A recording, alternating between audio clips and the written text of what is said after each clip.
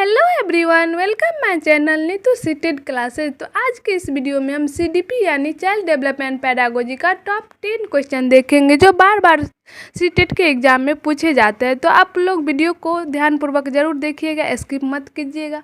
अगर वीडियो अच्छे लगे तो लाइक और सब्सक्राइब जरूर कर दीजिएगा। तो चलिए हम लोग वीडियो को शुरू करते। तो सबसे पहला क्वेश्चन है, शिक्षण सबसे अधिक प्रभावी होता है जब, मतलब शिक्षण सबसे ज़्यादा प्रभावी कब होता है। तो सबसे पहला ऑप्शन है विद्यार्थी विषय में रुचि लेते हैं। बी में है शिक्षक को विषय का गहन ज्ञान होना चाहिए। सी में है विद्यार्थी को मानसिक स्तर के अनुरूप शिक्षा दी जाए। और डी में एक ही विषय वस्तु को बार बार दोहराया जाए। तो हम लोग को बेस्ट ऑप्शन चुनना है। तो इस विद्यार्थी तो विषय में रुचि लेंगे ही। बी में है शिक्षक को विषय का गहन ज्ञान होना चाहिए। और सी ऑप्शन में सबसे बेस्ट ये बात कहा है कि विद्यार्थी को मानसिक स्तर के अनुरूप शिक्षा दी जाए। मतलब अगर बच्चे को हम उसके आयु के अनुसार अगर शिक्षा देंगे तो वो बच्चा बेहतर सीख पाएगा। अगर 1 क्लास का बच्चा है तो हम उसको 1 क्लास के लेवल का ही हम उसको शिक्षा देंगे, ना कि हम 2 क्लास के बच्चे के उसके शिक्षा देंगे। अगर 1 क्लास के बच्चे का लेवल का उसको शिक्षा देंगे तो वो बेहतर सीख सकता है। तो इसलिए इस क्वेश्चन का आंसर हो जाएगा सी। अगला क्वेश्चन है,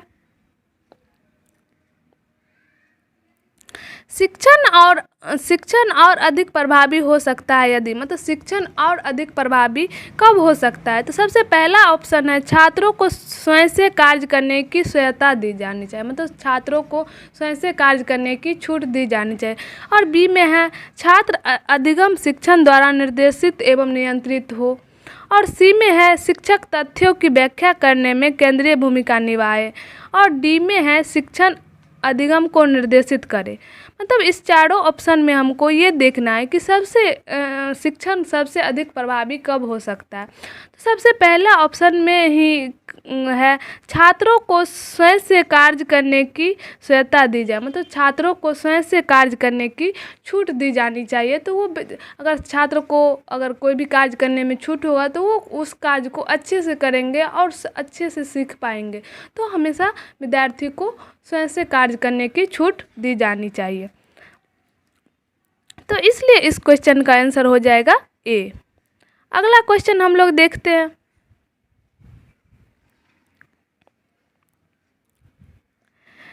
थर्ड क्वेश्चन है प्राथमिक विद्यालयों के बालकों के लिए निम्न में से किसे बेहतर मानते हैं। प्राथमिक विद्यालयों में बालकों के लिए सबसे बेहतर क्या है। तो सबसे पहला ऑप्शन है वीडियो अनुरूप, हम कोई चीज़ वीडियो के अनुरूप दिखाते हैं। बी में है उसका प्रदर्शन करके।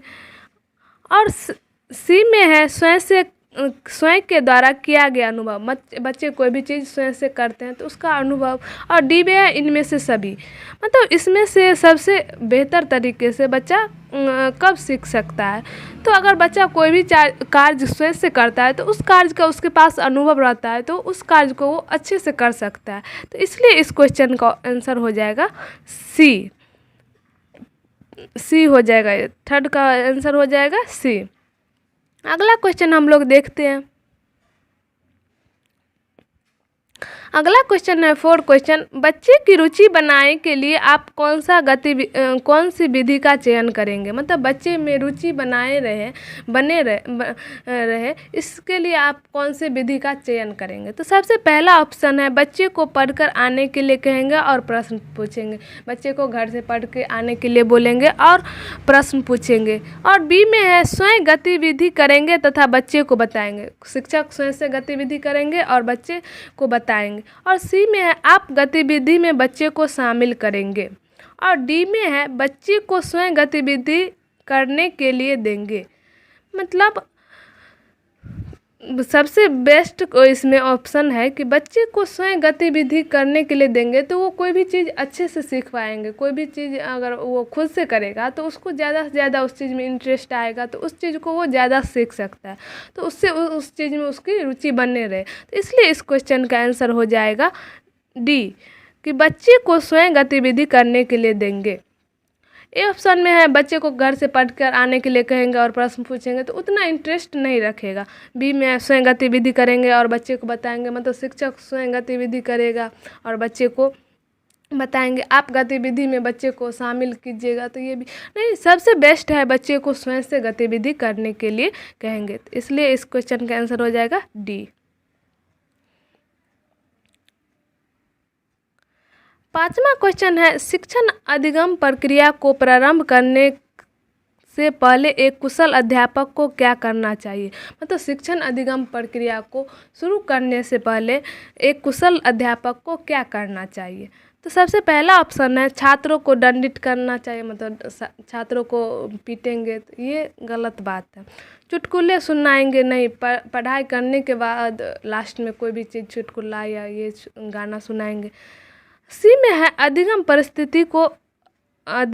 परिस्थितियाँ उत्पन्न करेंगे, और डी में आराम करना चाहिए।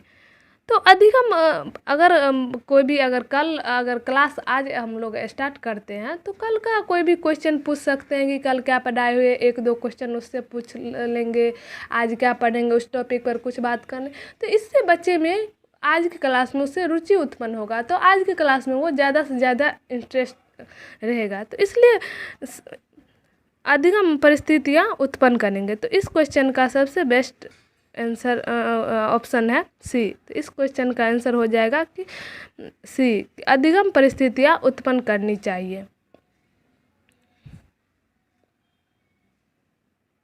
अगला क्वेश्चन है, कक्षा 1 और 2 के स्तर के बच्चे कैसे सीखते हैं। मतलब कक्षा 1 और 2 के बच्चे कैसे सीखते हैं। तो सबसे पहला ऑप्शन है अमूर्त अनुभवों से शीघ्र सीखते हैं। अमूर्त मतलब जो वस्तु हमारे सामने नहीं हो। बी में है मूर्त अनुभवों से सीखता है। मूर्त मतलब जो हमारे सामने, आँख के सामने सामने हो प्रत्यक्ष रूप से, उसको मूर्त कहते हैं। और सी में है पढ़कर शीघ्र सीखते हैं। और डी में है लिखकर सीखते हैं। तो ये चारों चीज़ से तो बच्चा सीखते हैं, मगर सबसे बेहतर कब सीखते हैं, तो अगर कोई भी चीज़ बच्चे के सामने में रहता है, मूर्त रूप से, प्रत्यक्ष रूप से उसके सामने रहता है, तो उस चीज़ को ज़्यादा से ज़्यादा बेहतर सीख सकता है। तो इसलिए इस क्वेश्चन का आंसर हो जाएगा बी। बच्चे कक्षा 1 और 2 के 2 स्तर के बच्चे मूर्त अनुभवों से शीघ्र सीखते हैं। तो इसलिए इस क्वेश्चन का आंसर हो जाएगा बी।